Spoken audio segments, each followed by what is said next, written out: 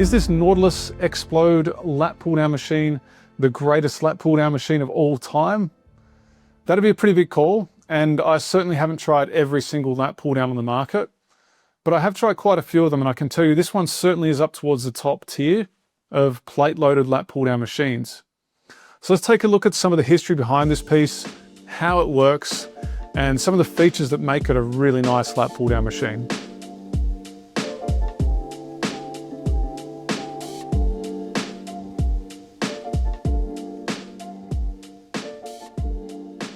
Welcome back everyone, my name's Alex Reed, and the goal of this channel really is to explore all things gym machines, exercise, and rehab.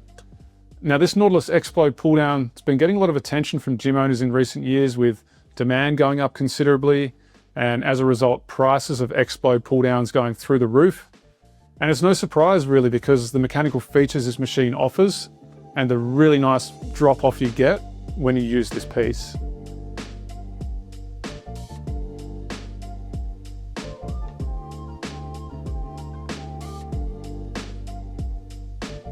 I did a little bit of research into the Xpload line of machines, and as far as I could find, this machine was produced around 2000, 2002.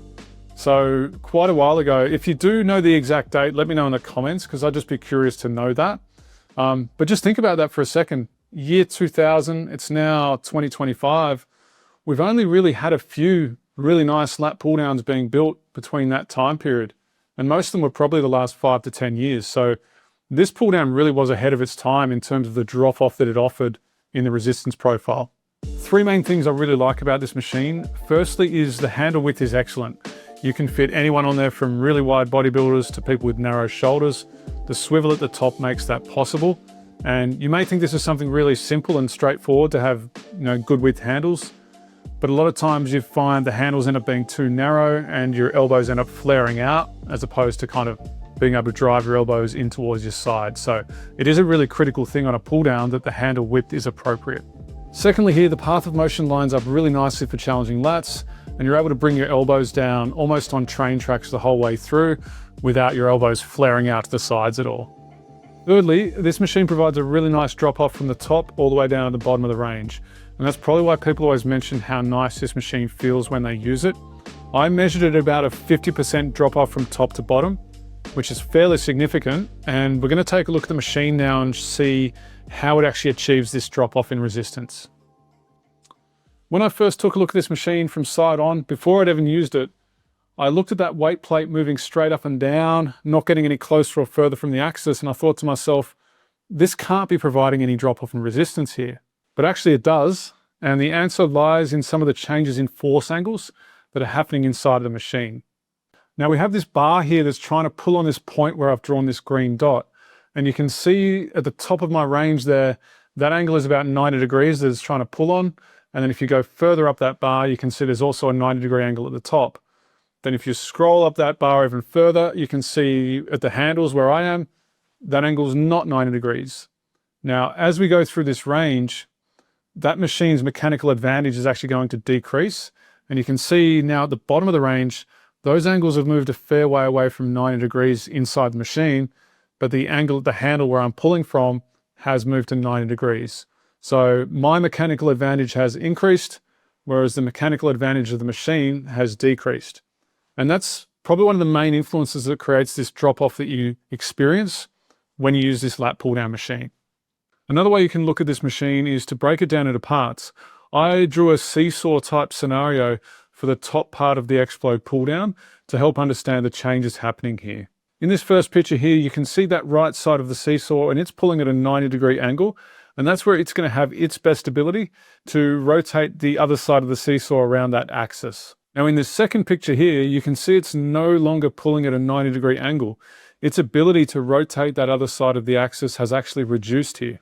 If we're just to look at this scenario in isolation, the user or effort side has increased its mechanical advantage, and the machine side, the resistance side, has decreased its mechanical advantage. Now when we take a look at what's happening at the lower end of the machine, I drew an image to help us with that also, and it starts off with a 90-degree angle, pulling at a better mechanical advantage, and then as we go through the range, that angle moves away from 90 degrees, and the machine loses some of its mechanical advantage there also. So overall, from start to finish, the machine gradually loses mechanical advantage whilst the user gains mechanical advantage. And that's what contributes to that drop-off we get when we use this piece. Now, this is certainly an oversimplified analysis.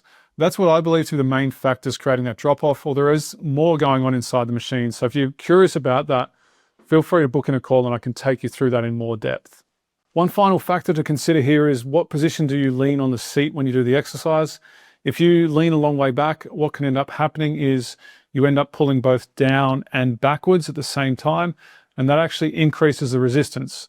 So instead of having a drop off at the bottom of the range, it won't drop off as much as it would if you leant forward more. So seating position can actually impact resistance levels when you do this pull down. So is this the greatest plate-loaded lat pull down of all time?